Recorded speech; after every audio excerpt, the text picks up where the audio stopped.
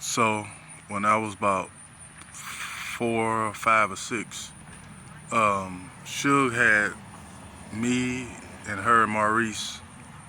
We went to the cemetery in Detroit, and she never really explained. She said something like she wanted to go visit somebody that passed away. And anyway, we getting there, cause we was going heading up towards the cemetery. We passed a lot of graves, and all of a sudden it started raining, and it was already fall time because it was leaves all over the ground. And she like started like trailing back, like falling back, and had me and Maurice walking in front of her. And within a few minutes after she told us to keep going up, Maurice gave me a sucker.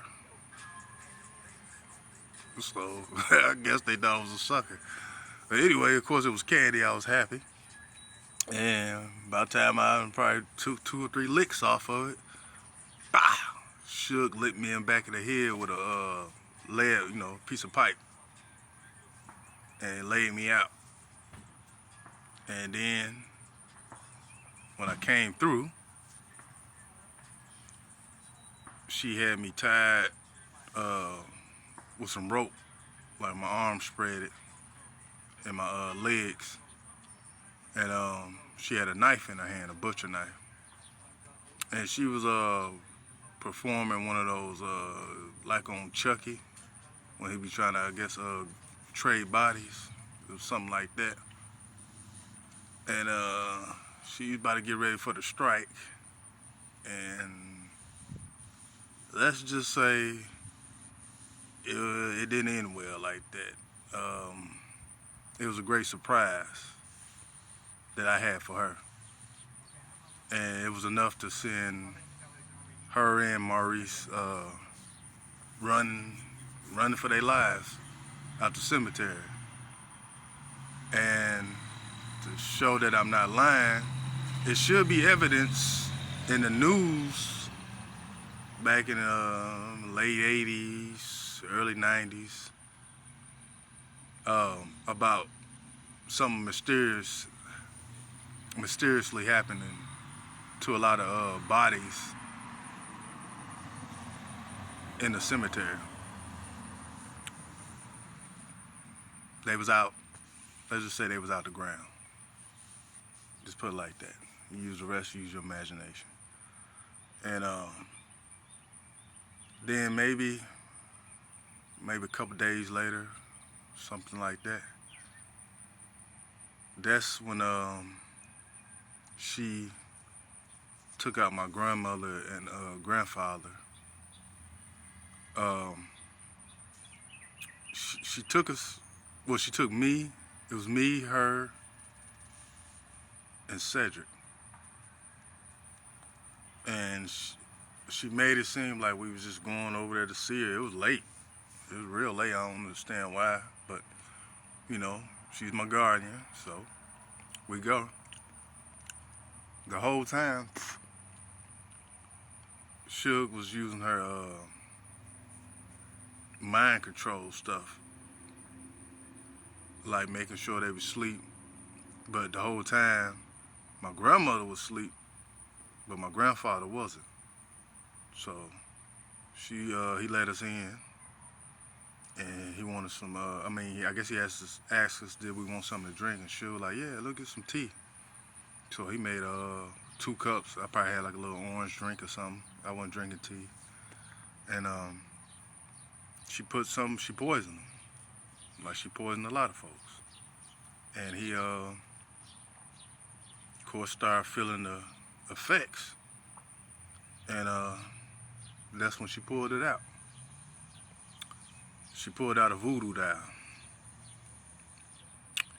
and she got the breaking on it, breaking the arms, and it's real.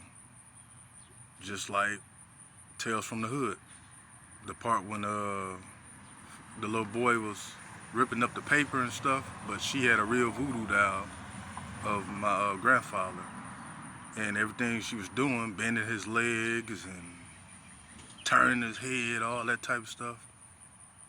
It happened right in my face. And at the time, as a child, that was like the worst way I seen anybody get took out. Besides it, even being cut up and all that, that was the worst thing. And somehow, I don't know if it was her mind power thing making him get up, or if it was just him trying to. I guess my grandfather must have had little skills or something, like magical, skills. But somehow he kept getting up, and it was like he was coming towards me, but he was so disfigured, and like I said, parts and stuff was everywhere. I was scared. And she did that to him.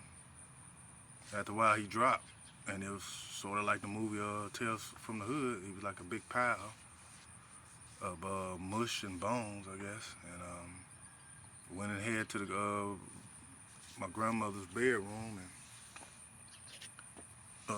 if I'm mistaken, used a knife and took her out and took off, beheaded them.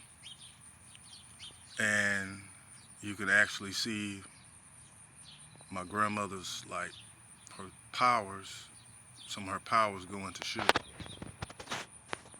And just to clear that up, that is how Suge gets her powers. She's not born with any type of skills or nothing like that, really. She steals from people, just like she steals people money. She steals people's gifts. That's what she goes after. She's like a sorcerer, like a Mortal Kombat, Shang Tsung or Shang Shun, whatever you want to call it. That's what she like. But she take gifts. She don't take souls. And she really weak. She had to read and all that stuff, books. She can barely read, but she's also a great actor too. So don't be fooled. And yeah, I remember now about my grandmother's house. It was a big white and black house in Detroit. It was a big house. It looked like it was a two-family flat or something, but it was just their house. It was kind of old looking, and it was like you had to go up a hill, like a little ramp.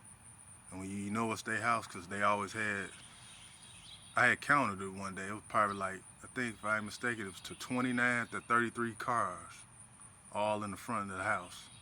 And all the cars was theirs. Just them two. It wasn't nobody else. Their kids, that was their cars. And plus, like that Christina car, I looked it up. I think it's a Plymouth, an old Plymouth car, I don't know, some junk. Ain't no junk, but anyway. He had like 3 of those, and he had a bunch of other old classic cars in his garage. That was like the biggest garage I ever seen, besides like on Cribs or something like that. And it was basically like a house. So they had like 30-something cars in front of the house. They had a garage like with 15 to 20 cars in it. So it was cars all over. And they just lived like regular people. They never dressed fancy or nothing. Jeans, little wrinkled shirt. Never knew they had $1. Then you go on the inside, it was a whole different thing. It was a whole different thing. And she was such my grandmother and them, they were so sweet, kind-hearted, and giving. Like, my grandmother, she had a lot of real jewelry. And she would give Suge pieces here and there. And I remember when Sarah, when she graduated, my grandmother gave her a diamond tennis bracelet. And Sarah was gonna keep it, but Suge, she knows some money, so she had to pawn it in, and she got about $500 and something. I remember that. And I think she split it with Sarah. I doubt if she gave her the whole thing. But that too. And hell, even my grandma and them took me horseback riding one time. We like on a trip. She like knew the guy. I can't say he was a white man. He could have been a foreign man, but she went into no messed up stuff. I don't know how they got earned it, but it's legit. And well, that's it for right now, cause this is going out. But I'll be back with you.